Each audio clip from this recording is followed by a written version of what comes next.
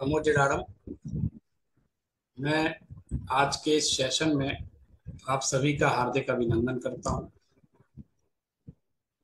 हम लोग प्रतिदिन किसी न किसी नए विषय पर आध्यात्मिक चर्चाएं कर रहे हैं और ये चर्चाएं हमारे जीवन के परिवर्तन में सहायक बने, ऐसी हमारी कामना है। यदि मात्र हम कोई चीज सुन लेते हैं और हम अगर उसको अपने जीवन में नहीं उतार पा रहे हैं या उससे कुछ भी दृष्टिकोण परिवर्तन नहीं हो रहा है, तो वो पढ़ना सुनना भी लगभग व्यर्थ हो जाता है। आज हम लोगों को जिस विषय पर चर्चा करनी है वो बड़ा महत्वपूर्ण विषय है। आप समझिए, पूरी भारतीय संस्कृति का प्रतीक है जिसका नाम है त्याग।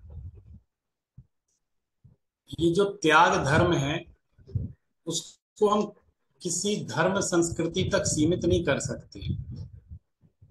आप अगर पुराने आख्यानों की तरफ जाएं, हमारी प्राचीन परंपरा की तरफ देखें, तो जितने भी महान लोग हुए हैं जिनका आज तक हम लोग स्मरण करते हैं, जो महान व्यक्तित्व थे वो सभी त्याग प्रधान थे।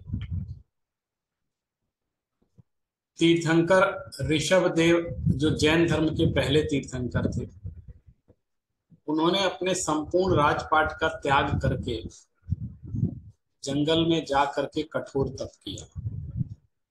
पूरी 24 तीर्थंकर की परंपरा भगवान महावीर तक आप उनके जीवन को देखेंगे तो वो त्याग के कारण ही महान बने, ग्रहण के कारण महान नहीं बने। उन्होंने त्याग किया।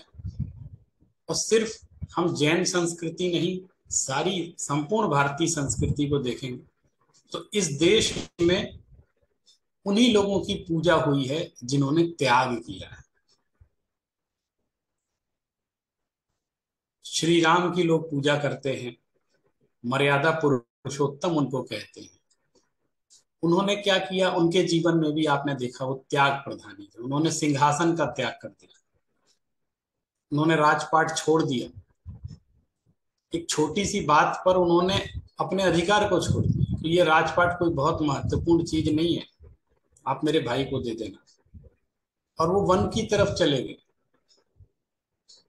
महात्मा बुद्ध को देखें तो वहां भी ऐसी घटना हुई। वो सत्य की खोज के लिए अपने परिवार को, अपने राज वैभव को छोड़ करके निकल गए। और भी बहुत सारी चीजें आप महात्मा गांधी तक आकर देखेंगे तो आपको पता लगेगा कि जितने भी महापुरुष हुए वो त्याग के कारण महान बने। तो त्याग एक ऐसा मूल्य है, त्याग एक ऐसी संस्कृति है भारत की आत्मा में बसती है। और अगर हम प्रकृति को भी देखेंगे तो हमको वहां त्याग दिखलाई देता है। स्वतः ही एक प्रकृति प्रदत्त त्याग वहां दिखलाई देता है। वृक्षों को, अच्छे हरे भरे वृक्षों को देखते हैं तो एक समय आने पर वो अपने पत्तों का त्याग कर देते हैं, अपने आप छूट जाते हैं पत्ते, उनके वृक्ष की टहनियों में से टूट के गिर जाते हैं। आप गाय को देखें, भैंस को देखें, उनके अंदर दूध होता है, वो दूध का त्याग कर देते हैं दूसरों के लिए। प्रकृति में भी आप ये चीज देख सकते हैं और अपने जीवन में भी। संपूर्ण भारतीय संस्कृति में इसका बहुत महत्व है। अगर इस चीज का इतना अधिक मूल्य है तो क्या ये सूत्र हमारे जीवन के विकास में सहायक नहीं बन सकता है? हमें पुराने अपने अतीत के अनुभवों को एकत्रित करके इस बात की प्रेरणा लेना चाहिए कि जिसने छोड़ा है वो महान बना है। जो ग्रहण के पीछे पड़ा, यानी एकत्रित करने के पीछे पड़ा, उसकी कोई गणना नहीं होती, वो महान नहीं बना, भले वो कितना बड़ा बना। भरत चक्रवर्ती 6 खंड का अधिपति था। वो इस कारण से महान नहीं हुआ, जब उसने 6 खंड की विभूति को छोड़ करके ध्यान किया, इस कारण से वो महान बना। इसलिए एकत्रित करने वालों का की कोई गणना नहीं है इतिहास में, उनकी पूजा नहीं है, उनका सम्मान नहीं है, लेकिन जिन्होंने छोड़ दिया उनका सम्मान। जो चीज छूटने वाली है उसको पहले छोड़, हम नहीं छोड़ेंगे तो वो एक ना एक दिन छूटना ही है। और हम उसको यदि पकड़ के बैठे रहेंगे तो कुछ नहीं होगी, हमारी आध्यात्मिक हानि होगी और कुछ नहीं होगी, हम ही परेशान होंगे। छूटना तो है ही, हम नहीं छोड़ेंगे तब भी छूटेगा। जिस दिन हमारी ये सांसें बंद हो जाएंगी उस दिन ये शरीर भी छूट जाएगा, और शरीर से संबंधित तमाम तरह की चीजें जिनको हमने पकड़ के रखा हुआ है, अपना कहा है, अपना मान के बैठे हैं और हमारे हाथों से छूट नहीं रहा है, अपने आप छूट जाए।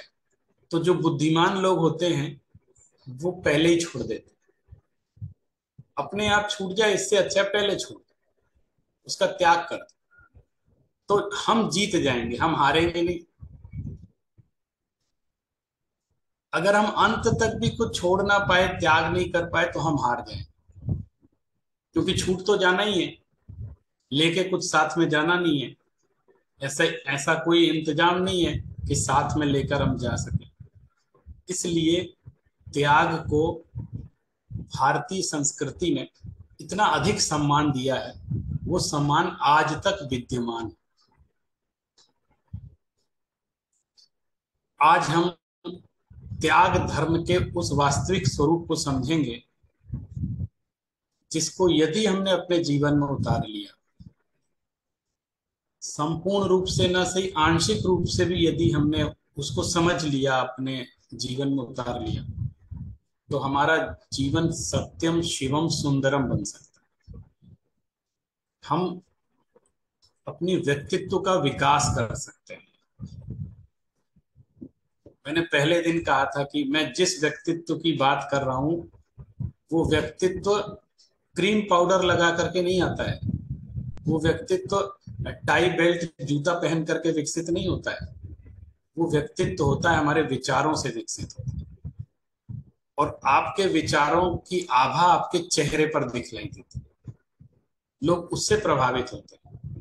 महात्मा गांधी का क्या व्यक्तित्व था? मुझे तो नहीं लगता कि उनके अंदर कुछ व्यक्तित्व। वो जब प्रसिद्ध हुए, कोई ना टाई पहनते थे ना बेल्ट पहनते थे, देखने में भी बहुत कोई सुंदर नहीं थे, और उनका उच्चारण भी कोई ऐसा नहीं था, बहुत अच्छा भाषण भी ऐसा बहुत प्रभावशाली, बहुत अच्छे स्पीकर हो ऐसा भी नहीं लगता था उनके भाषण को। लेकिन उस व्यक्ति के पास एक सोच थी, विचार था, और वो ऐसा व्यक्तित्व इस भारत में जन्म लिया कि आज यदि आप विदेशों में कहीं जा रहे हैं, कहीं आपको यदि भाषण देना है और आपने उसमें महात्मा गांधी का नाम ले लिया, तो लोग कान खड़े करके सुनने लगते हैं कि जरूर ये कोई महत्वपूर्ण बात कह रहा है, क्योंकि इसने महात्मा गांधी का नाम लिया। लोग आज भी गांधी फिलॉसफी के इतने दीवाने हैं। इसको कहते हैं व्यक्तित्व। तो इन चीजों से महात्मा गांधी का व्यक्तित्व भी तभी सामने आया जब उन्होंने त्याग किया। उन्होंने कहा जब तक मेरे देशवासियों के पास पहनने के लिए वस्त्र नहीं हो जाएंगे, एक एक अंतिम व्यक्ति के पास, तब तक मैं इन सब वस्त्रों का त्याग करता हूं, मैं सिंपल वस्त्रों में रहूं। इस तरह की सोच त्याग के माध्यम से विकसित है। आज हम उसी त्याग धर्म का स्वरूप संक्षेप में समझेंगे कि यह हमारे जीवन में किस तरह सुखकारी हो सकता है। आज ऐसा समय आ गया है कि हमको अपने उन्हीं शाश्वत सिद्धांतों को समझने की आवश्यकता है जिनके कारण किसी व्यक्ति का या किसी मनुष्य का जीवन निर्मित होता है, मूल्य निर्मित होते हैं। इसी दृष्टिकोण से हम त्याग को समझेंगे।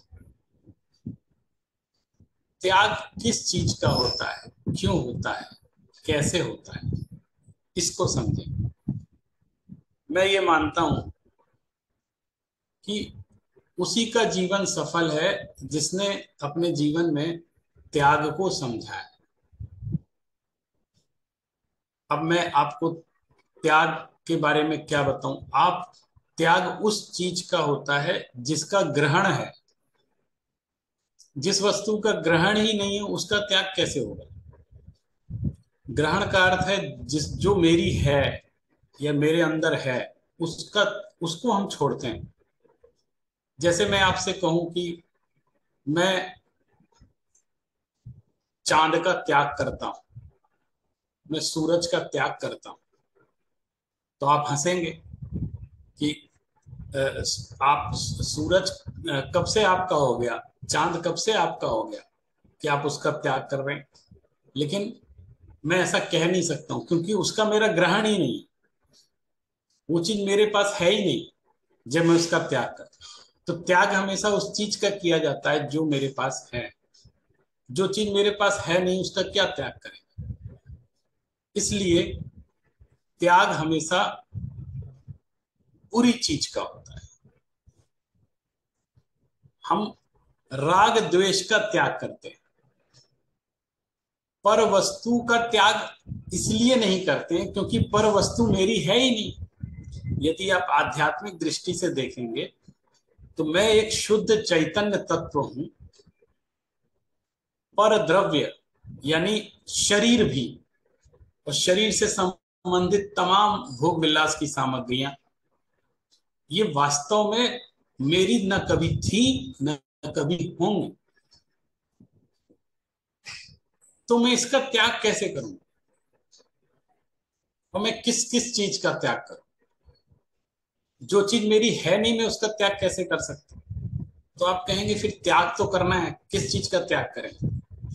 तो मैं कहूंगा ये तमाम चीजें जिनके मैं नाम गिना रहा हूं, मैं ये कह रहा हूं कि ये हमारी है नहीं, शरीर सहित। शरीर को भी इसमें इसलिए जोड़ रहे हैं क्योंकि शरीर का भी ग्रहण है आत्मा के साथ, हमारे शुद्ध चैतन्य के साथ। तो उसका भी त्याग कैसे होगा, इन चीजों का त्याग कैसे होगा। मैं यदि कहूं मैंने अपने शरीर का त्याग कर दिया, तो इस बात पर आप विश्वास करेंगे। आप कहेंगे आप तो बैठे हुए हैं। शरीर के त्याग का अर्थ होता है मृत्यु, देह त्याग। देह त्याग बोलते हैं ना, इन्होंने देह का त्याग कर दिया। इन्होंने क्या देह का त्याग कर दिया, ये तो देह स्वयं ही छूट गई, उन्होंने क्या त्याग कर दिया। लेकिन व्यवहार में किसी की मृत्यु हो जाती है तो कहते हैं इनका इनने देह का त्याग कर दिया।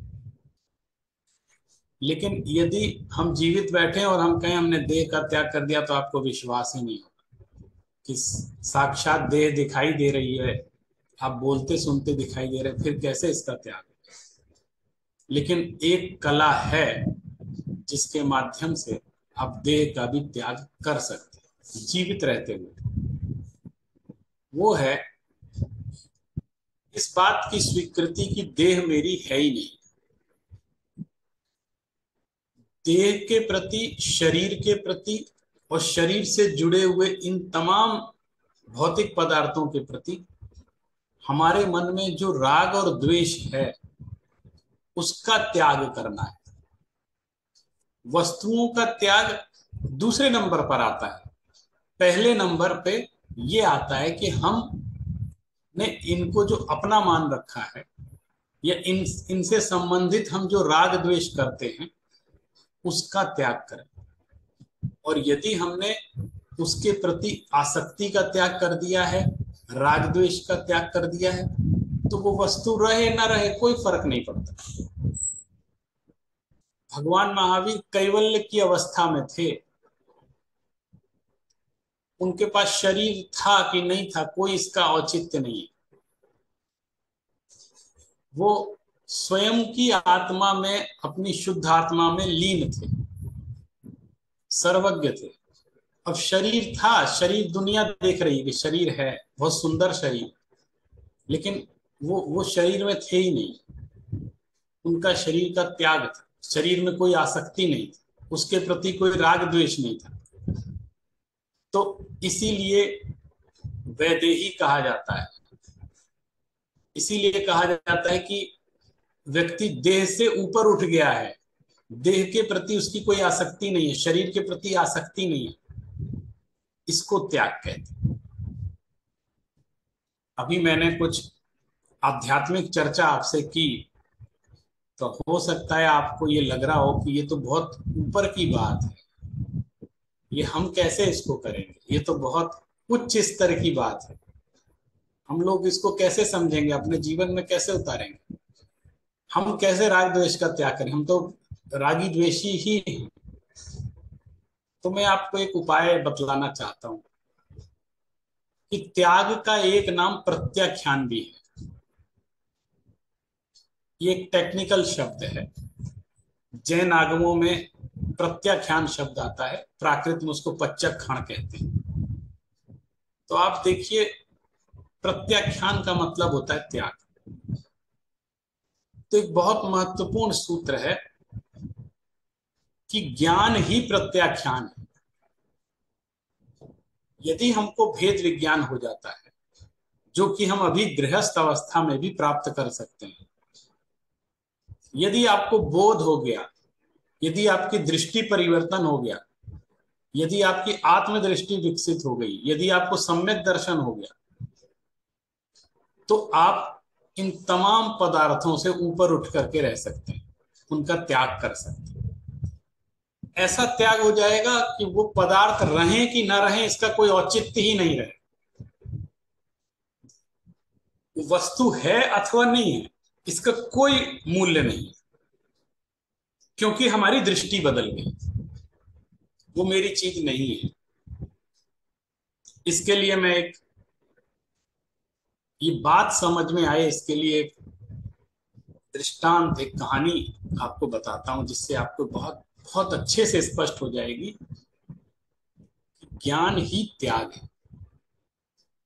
प्राय जब ये बात कहते हैं तो लोगों को विश्वास नहीं होता है कि ज्ञान कैसे त्याग हो सकता है। आप इसमें गलत अर्थ में मत लेना, ज्ञान का त्याग करने की बात नहीं कह रहे, ज्ञान होना ही त्याग है, मैं ये कह रहा हूं। ज्ञान यानी भेद विज्ञान, भेद विज्ञान होना ही त्याग है। जैसे एक बात आपको बताएं, एक व्यक्ति था, आप इस दृश्य की कल्पना कर सकते हैं, अपने साथ भी इस चीज को घटित कर सकते हैं।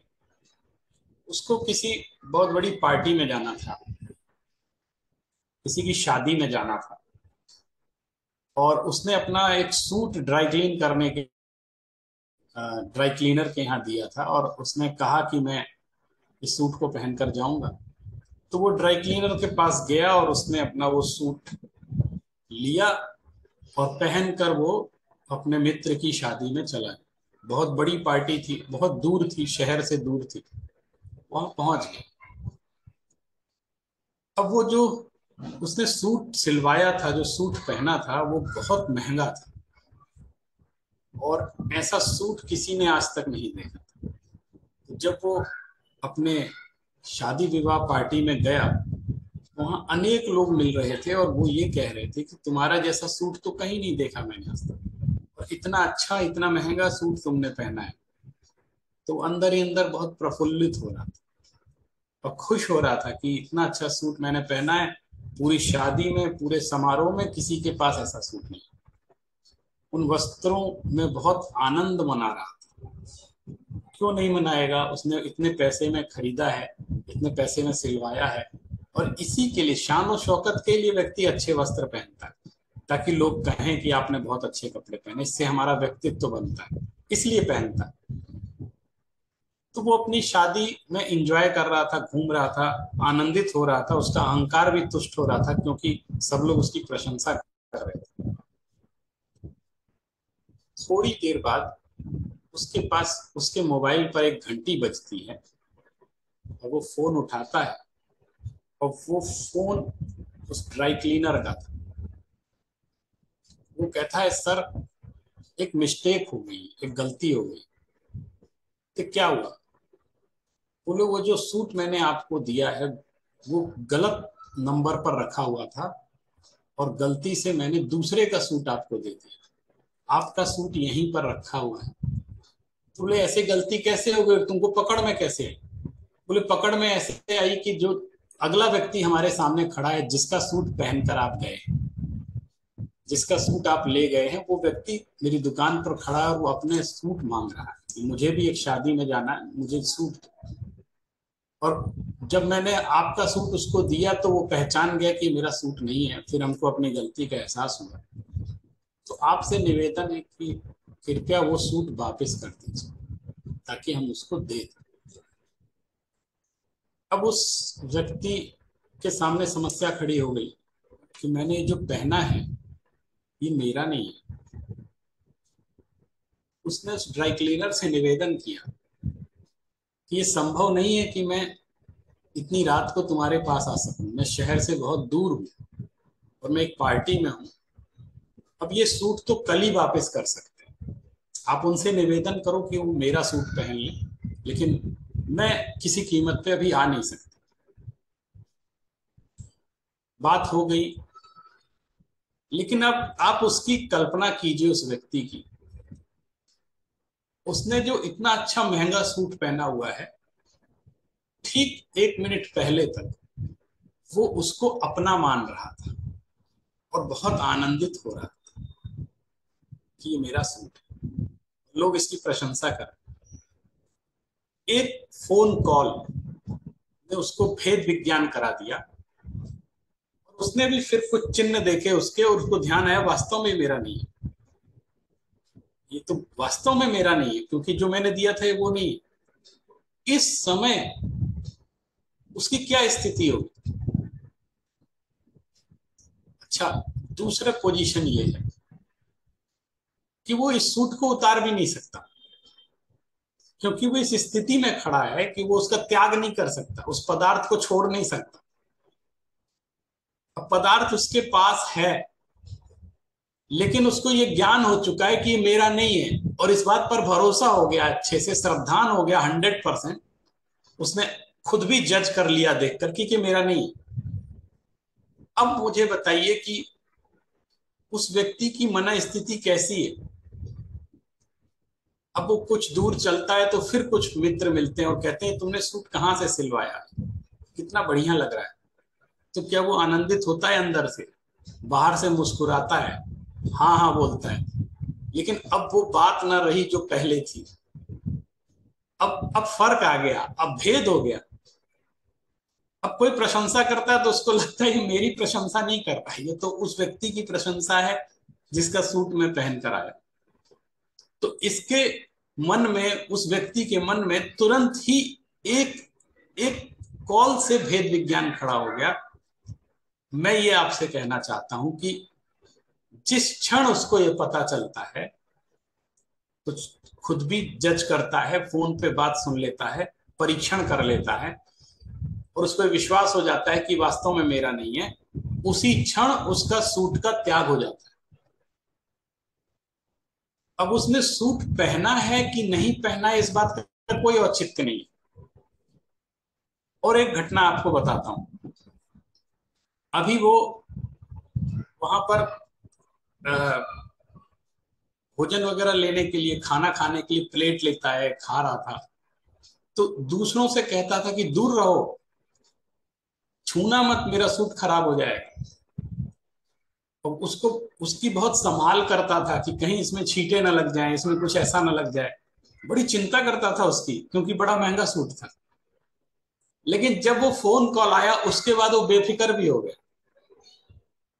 कि इसमें कोई गंदगी लगती तो लग जाए, हम क्या करें, क्योंकि ये मेरा नहीं है। अब उसको ये पता चल गया मेरा नहीं है, उसका त्याग हो गया उसके प्रति, तो उसकी चिंता भी वो नहीं करता। अब वैसी फिक्र नहीं करता है जैसे पहले करना। तो कहां फर्क आया? एक ज्ञान से, भेद विज्ञान से। इसलिए ज्ञान ही प्रत्याख्यान है, ज्ञान ही त्याग है। इस चीज को हमको समझना पड़ेगा। इसलिए हमको त्याग के लिए अपने भेद विज्ञान को विकसित करना है, उस दृष्टि को विकसित करना पड़ेगा। फिर वस्तु रहे ना रहे कोई फर्क नहीं पड़ता, उस चीज का त्याग हो चुका, और समय रहने के बाद, समय बीतने के बाद वो उसको छोड़ भी देगा। कितनी देर उसके पास वो चीज रहे, जो चीज आपको पसंद नहीं है या फिर आपको बुरी लगती है या फिर आपने उसको उसके प्रति राग द्वेष का त्याग कर दिया है, तो वो चीज कितनी देर तक टिकेगी? उस टाइम बीइंग है कि वो चूंकि कुछ कर नहीं सकता, सुबह ही वापस करेगा, इसलिए तब तक टिकी हुई है, लेकिन उसका त्याग तो तत्क्षण हो गया। उसी समय उसने उसका त्याग कर दिया जिस समय उसको ये ज्ञान हुआ कि मेरा नहीं है। वास्तव में इसको त्याग कहते हैं। ये है जब उस चीज के प्रति भेद विज्ञान हो जाना। जिस दिन हमको अपने शरीर से भेद विज्ञान हो जाएगा, इस बात पर विश्वास हो जाएगा कि ये कभी मेरा था ही नहीं, ना ये मेरा है, उस क्षण इसका त्याग हो जाएगा। राग द्वेष को हमने अपना मान रखा है, लेकिन राग द्वेष आत्मा का स्वभाव नहीं है। और हम ये कहते हैं, लेकिन जिस दिन हमको आत्मा का अनुभव होगा तो राग द्वेष स्वयं तिरोहित हो जाएंगे। हमारी दृष्टि आत्म सन्मुख होगी तो राग द्वेष स्वयं तिरोहित हो जाएंगे, क्योंकि वो विभाव रूप है और राग द्वेष का त्याग होता है। इसी तरह हर वस्तु के प्रति हमारा जो अटैचमेंट है उसका त्याग होता है। लेकिन इस त्याग धर्म को यदि हमने समझ लिया, इसके साथ एक और बात बताता हूं, व्यवहारिक दृष्टि से भी आज के युग में हम सब परिवारों में रहते हैं। संयुक्त परिवार भी होते हैं, एकल परिवार भी होते हैं, सब लोग साथ में भी रहते हैं, अलग अलग भी रहते हैं। लेकिन आपने देखा होगा कि कोई एक परिवार यदि शांति से रह रहा है, दो चार लोग शांति से रह रहे हैं, तो उसमें एक आदमी जरूर मिलेगा आपको। उस व्यक्ति का नाम मैं बताना चाहता हूँ। कोई एक बड़ा परिवार है, आप खोज करिएगा ये लोग इतनी शांति से कैसे रह रहे हैं, इनके घर में सुख कैसे है। तो आप जरा रिसर्च करिएगा, आप देखेंगे उस घर में एक आदमी रहता है, उस कारण वो परिवार सुखी है। और उस व्यक्ति का नाम मैंने खोज की है, उस व्यक्ति का नाम, उस नाम का व्यक्ति हर घर में जहां सुख और शांति, उस व्यक्ति का नाम है त्यागानंद। वो हर घर में रहता है जहां सुख और शांति। त्यागानंद जहां रहेंगे उस घर में सुकून रहेगा, क्योंकि जो त्यागानंदी है यानी वो त्याग में आनंद मानता है। हम यदि सुखी हैं तो हमारे माँ बाप ने हमारे लिए बहुत त्याग किया, अपने सुखों का त्याग किया। हम यदि संसार में कुछ कर रहे हैं तो हमारे माँ बाप का उसमें बहुत बड़ा योगदान है। हर व्यक्ति, जब हम किसी दूसरे के प्रति समर्पित होते हैं तो हम बहुत बड़ा त्याग करते हैं, दूसरे के सुख के लिए अपने सुख का त्याग कर देते हैं। और कोई एक व्यक्ति घर में ऐसा होता है जो सब कुछ त्याग करता चलता है, जैसे माँ होती है, पिता होते हैं, सबके लिए सबका त्याग कर देते हैं, अपने सुखों का भी त्याग कर देते हैं, तभी वो घर चल पा रहा है। यदि व्यक्ति त्याग ना करे तो घर चल ही नहीं सकते। हम अपनों के लिए त्याग कर देते हैं, मुझे नहीं मिला तुम्हें मिल गया, बहुत बड़ी बात, मैं उसमें खुश हूं। कोई यश है, मुझे नहीं मिला, मेरे बेटे को मिल गया, मेरे पति को मिल गया, उसमें वो खुश है। पति के सुख में सुख मान रही है पत्नी, पति की प्रसिद्धि में स्वयं की प्रसिद्धि मान रही है, तो वो सुखी है। उससे कंपटीशन करके सुखी नहीं हो सकते। हर व्यक्ति चाहता है मुझे मिल जाए। जिस घर में कोई ये सोचेगा सब कुछ मुझे मिल जाए, सब ग्रहण करना चाहेंगे, वो घर टूट जाए। कोई ना कोई व्यक्ति सेक्रीफाइस करने वाला होता है, तभी वहां पर शांति होती है। इसलिए व्यवहारिक जीवन में भी त्याग का बहुत महत्व है। कुछ लोग होते हैं एक धुरी के समान हर घर परिवार में, जिनके जिस धुरी पर पूरे परिवार की पृथ्वी घूमती रहती है। अगर वो धुरी हट जाए तो परिवार बिखर जाएगा। इसलिए त्याग का हमारे सामाजिक जीवन में, पारिवारिक जीवन में भी बहुत बड़ा महत्व है। आज त्याग के विषय में हमने बात की, लेकिन इसके साथ साथ थोड़ा बहुत चर्चा हम दान के बारे में भी करना चाहते हैं, क्योंकि अधिकांश स्थानों पर त्याग को दान भी कहते हैं। आज के दिन हमें दान भी करना चाहिए। दान के बारे में तो कभी बहुत स्वतंत्र अवसर मिलेगा तो दान पर तो 1 महीने भी व्याख्यान दिया जाए तो कम होगा, क्योंकि दान का विषय इतना विशाल है। फिर भी मैं आज के दिन आपको त्याग और दान में कुछ अंतर बतलाना चाहता हूं। हम लोग अक्सर त्याग और दान को एक समझ लेते हैं, ऐसा लिखा भी है, शास्त्रों में भी आता है कि त्याग और दान एक ही बात है। लेकिन जरा उसमें गहराई से विचार करें, उसके पीछे तर्क है।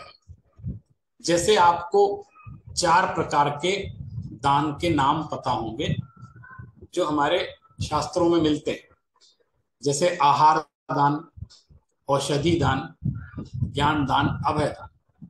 ऐसे 4 प्रकार के दान का उल्लेख हमारे शास्त्रों में आता है कि दान 4 प्रकार के होते हैं। लेकिन इस दान के साथ आप एक बार त्याग लगा के देखिए, फिर आपको ज्ञान और त्याग में अंतर समझ में आएगा। जैसे दान ज्ञान दान हो सकता है, लेकिन ज्ञान त्याग बोलेंगे तो चलेगा? ज्ञान का त्याग हो सकता है? दान तो हो सकता है लेकिन त्याग नहीं हो सकता। इसलिए दान और त्याग में अंतर। दूसरा, हम लोग देखें औषधि दान और औषधि त्याग, कितना फर्क है। औषधि त्याग का अर्थ है कि मैं औषधि का सेवन नहीं करूंगा, लेकिन औषधि दान का अर्थ है कोई व्यक्ति यदि रुग्ण है, रोगी है, तो हम उसको सेवा करेंगे, उसको औषधि देंगे। बहुत अभय का दान हो सकता है, अभय का त्याग नहीं हो सकता। तो सीधी बात हमको समझना ये है कि दुर्गुणों का त्याग किया जाता है और अच्छी चीजों का दान दिया जाता है। दान बुरी वस्तुओं का नहीं होता है। कोई व्यक्ति ये नहीं कह सकता कि मैं आपको पिस्तौल दान में दे रहा हूं, एक गन दान में दे रहा हूं, उसको दान नहीं कहेंगे, क्योंकि बुरे बुरे पदार्थों का दान नहीं होता है। मैं राग द्वेष का दान नहीं कर सकता, मैं राग द्वेष का त्याग कर सकता। तो आज के दिन अक्सर हमारे मंदिरों में और अनेक स्थानों पर जब त्याग की चर्चा होती है तो वो चर्चा लोग भूल जाते हैं, दान की चर्चा ज्यादा करते हैं ताकि धन संग्रह हो सके, डोनेशन इकट्ठा हो सके। लोगों में अपील करते हैं, बहुत अच्छी बात है, दान करना चाहिए, लेकिन इसके कारण त्याग धर्म का स्वरूप ही ना समझें, ऐसा भी नहीं होना चाहिए, क्योंकि इनमें अंतर भी है। दान के बारे में बहुत सारी बातें कही जाती हैं, शास्त्रों में लिखा है स्वस्याति सर्गो दानम, यानी दान वह है जो स्वयं के और पर के कल्याण के लिए दिया जाता है। दान में सिर्फ पर कल्याण मुख्य नहीं, उसमें स्वयं का आत्मा का कल्याण भी उसमें मुख्य होता है। इसलिए हमको दान के बारे में भी बहुत विचार करने की आवश्यकता है और यथाशक्ति सभी को दान भी देना चाहिए। जो मैंने आपको 4 दान की बात कही है, उनमें आप एक विशेषता देखेंगे, उसमें पैसे का दान कहीं भी नहीं है, जबकि आज पैसे के दान को ही सबसे बड़ा दान समझा जा रहा है। और अधिकतर लोग ये कहते हैं मैं इसलिए कमाता हूं ताकि दान दे सकूं, मैं इसलिए एकत्रित कर रहा हूं ताकि दान दे सकूं। ये तर्क भी बिल्कुल गलत है। कहीं भी दान के लिए संग्रह करने का उपदेश नहीं दिया गया। संग्रह, आवश्यकता से अधिक संग्रह परिग्रह कहलाता है और वो पाप है। पुण्य के लिए पाप करने की प्रेरणा कहीं नहीं दी गई है। दान तो पुण्य है और हम पहले पाप करेंगे फिर पुण्य करेंगे, ऐसा कैसे होगा? जैसे मैं आपको एक उदाहरण देता हूं, एक व्यक्ति गुटखे का व्यवसायी है, वो जर्दा और गुटखा बनाता है, बहुत बड़ी फैक्ट्री चलाता है, और साथ ही साथ उसने कैंसर का हॉस्पिटल भी खोल रखा है। क्यों? बोले मैं पुण्य करना चाहता हूं। अरे तुम गुटखा बनाना बंद कर दो, लोगों को कैंसर होना बंद हो जाएगा। आप दोनों कैसे हो सकता है? आप एक तरफ गुटखा बना के पैसा कमा रहे हैं और फिर उस पैसे से आप कैंसर हॉस्पिटल भी चला रहे हैं। तो ये संग्रह करके दान देना, अगर इस उद्देश्य से संग्रह किया जा रहा है कि मुझे दान देना है, तो ये उद्देश्य बहुत अच्छा उद्देश्य नहीं है। इसके लिए मैं एक उदाहरण आपको बताता हूँ। हमारे पूज्यपाद स्वामी जो संस्कृत के बहुत बड़े आचार्य हुए हैं 6th सेंचुरी में, उन्होंने ष्टोपदेश नामक एक बड़ा आध्यात्मिक ग्रंथ लिखा है। उन्होंने एक श्लोक लिखा है, त्यागाय श्रेयसे वित्तम वित्तम संचिनोति यः स्वशरीरम सपंकेन स्नानस्यामीति विलंपति। वो कहना चाह रहे हैं कि उनका उद्देश्य है कि दान के उद्देश्य से जो संग्रह करता है वो क्या है, वह मनुष्य ऐसा मनुष्य है जो अपने स्वच्छ शरीर में इस आशा से कीचड़ लपेट रहा है कि वो नहा ले।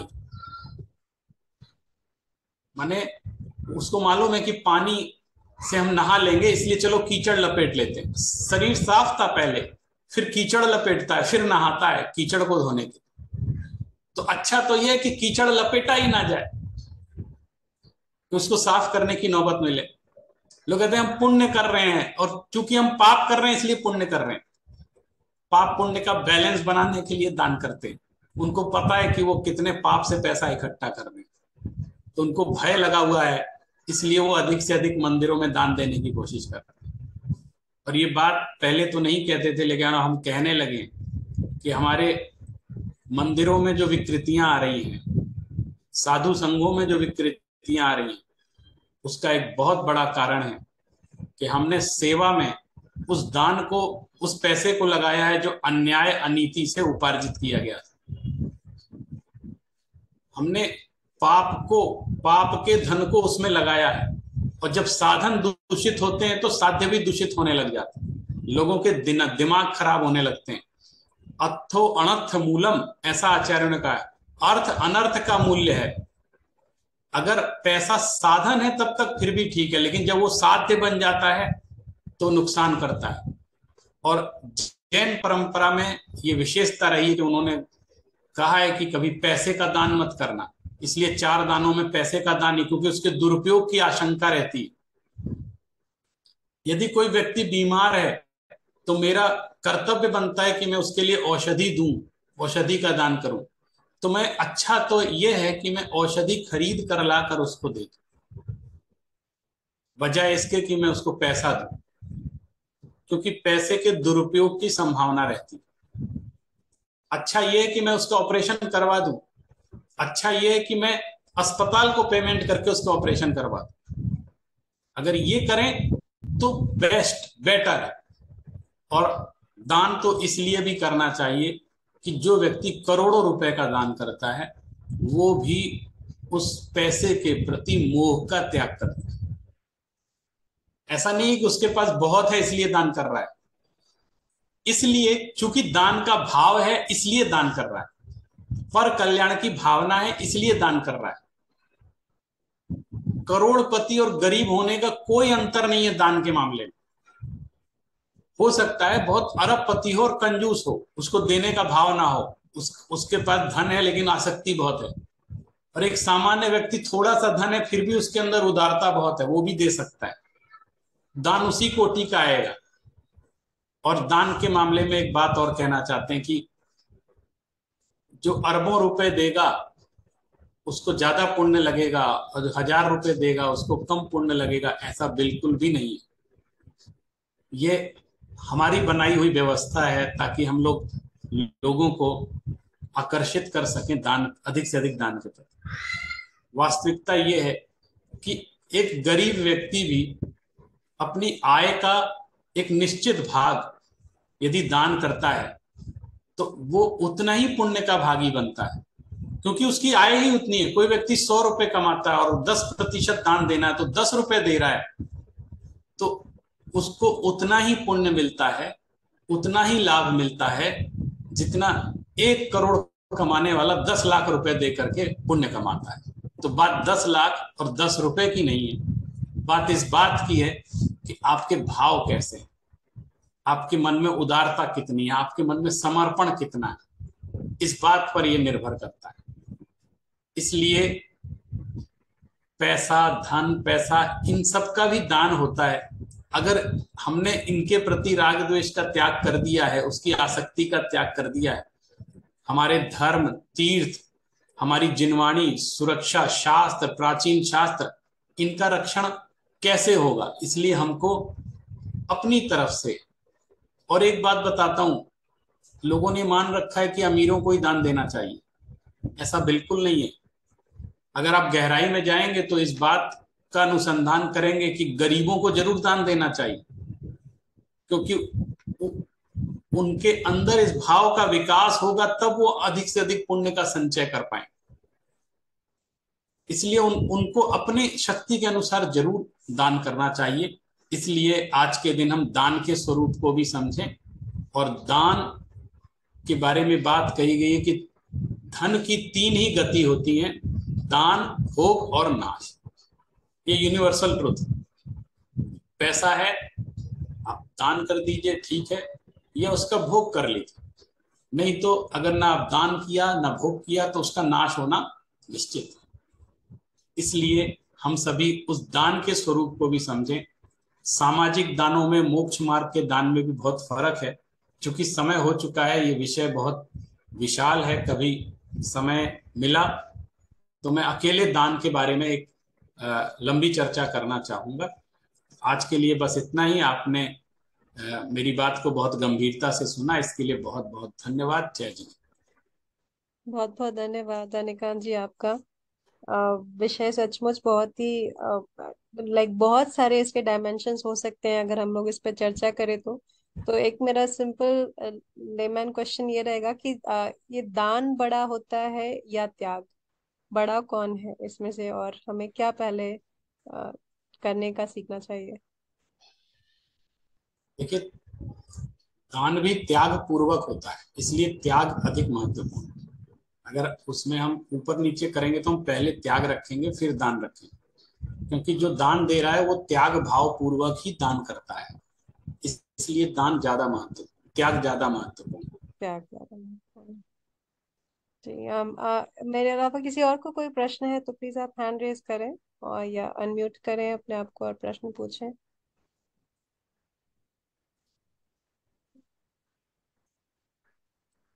प्रश्न नहीं है, आज हमारे चैट बॉक्स में भी प्रश्न नहीं है।